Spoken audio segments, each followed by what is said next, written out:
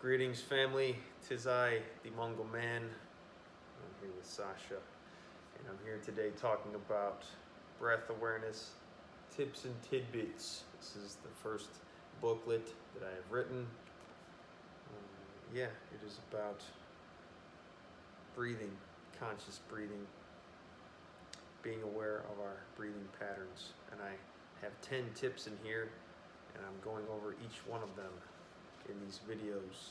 So I am on tip number 5, and that is the brain listens to the lungs and the lungs listen to the brain.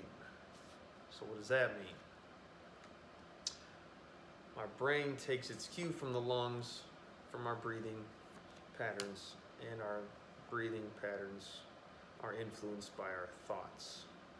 So depending on how aware we are of our thoughts, will influence our breathing. So if we're unconscious, if we're having negative looping thoughts, and we're not aware of our thinking or our breathing, then our breath will naturally start to follow that. Perhaps smaller, shorter, anxiety-ridden breaths. And if we catch ourselves, we go, oh, okay, I'm noticing this thought. We can breathe into it and slowly start to bring awareness back to our breathing, to our bodies. Don't bite me, cat. And that can influence our thinking mind and calm it down and become more aware of things. She's biting me. She can't sit on me if she's biting me, so she's gone now. So the lungs and the brain are bidirectional.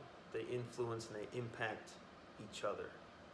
And being that we're always in control, when we become aware of it, we can snap out of these type of breathing patterns.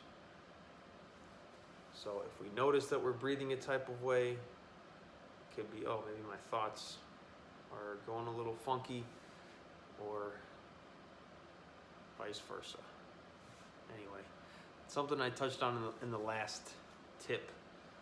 People that get anxiety attacks, I believe the mind just gets way too intense and strong,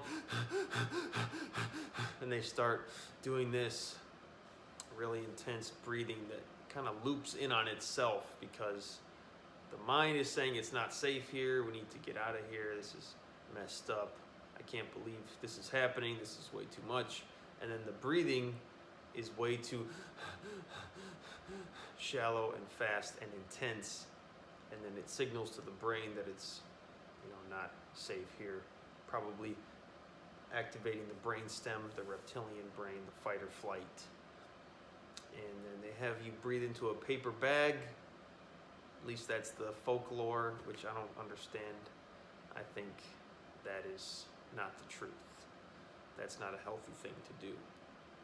I think if people that get anxiety attacks work on conscious calming breathing throughout their life, and they can start to feel that anxiety building up in them, to build the pattern of